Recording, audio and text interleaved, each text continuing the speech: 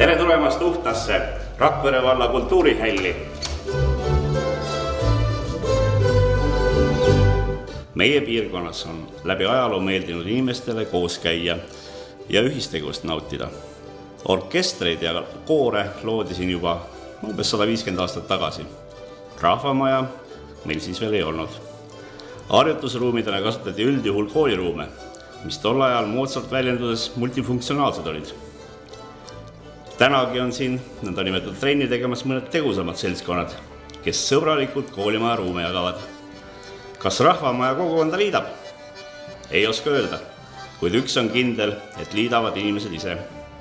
Mis aja jooksul muutunud on? Vabandust, mitte midagi pole muutunud.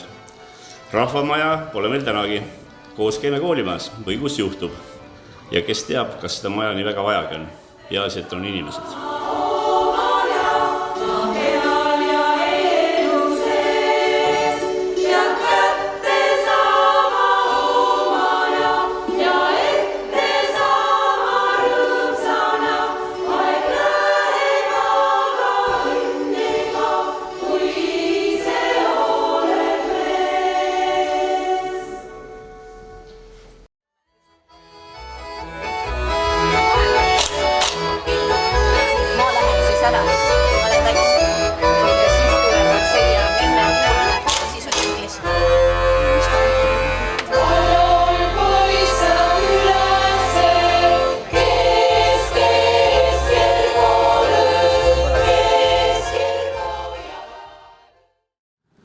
Aktuaalses täna on näha või ma pean ikka ka nägu keerama, ma tahan ikka ka aktuaalses olla. No näed, see saab nüüd olema.